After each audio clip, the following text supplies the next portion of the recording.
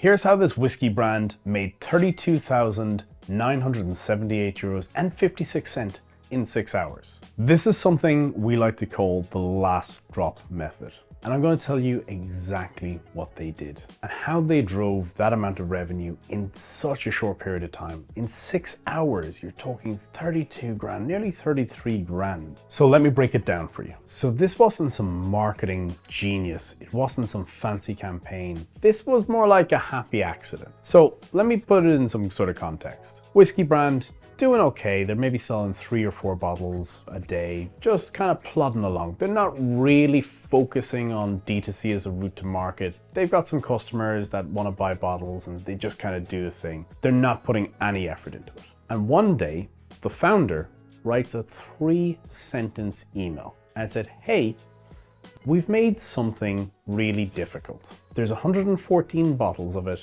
and we're never going to do this again. Click here if you want to buy it. And that was it. Each one of those bottles was about €289. So to explain why this was so difficult, there's something that you should probably know about whiskey. And in distilleries, you can have old and rare barrels and you may not have enough to make a full batch. You may have, 5 liters, 20 liters, 50 liters sitting in different things. And what this was an amalgamation of end of barrels. So the very last drops of these barrels going into one barrel to make this bottling. So with the age of some of these whiskeys involved and the flavor profiles, there is no way you could recreate this barrel again. So what we had here was a product that was genuinely exclusive.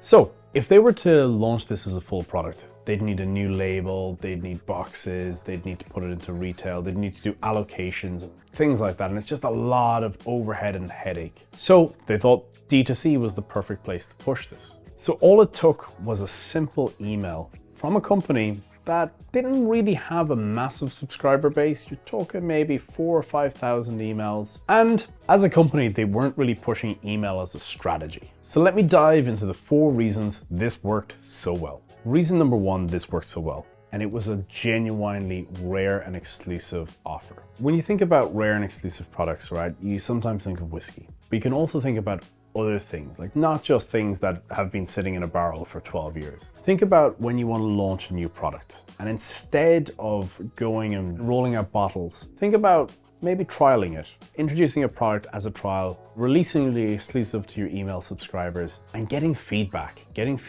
early in the cycle and bringing people along, building that community through your email. So number 2 is the urgency. And the urgency was created by telling the subscriber how many bottles were actually available. And in the whiskey community, having exclusive bottles and rare things that other people don't have is kind of a whole whiskey collector's dream. So when you've got a rare bottle that no one else has and it's sitting on your shelf, or maybe you've opened it and no one else has tasted this thing, there is a huge pride in having bottles that no one else has. So the people on this list knew that, hey, I'm a collector, there's probably going to be other collectors on this list too. And it drove the urgency, the disruption to that person's day to go check out, because they were never going to get this again. So next time you're releasing a product, be completely transparent about how much supply there is, and then you might be surprised at how quickly that drives sales. So number 3 is the element of surprise. And this is really good news for you if you've not been consistent on your emails, if you're not sending marketing every day of the week. So the good news is, if you haven't been consistent with your email, that is exactly why this worked. People weren't expecting it. It was completely out of the blue. And it's good news for you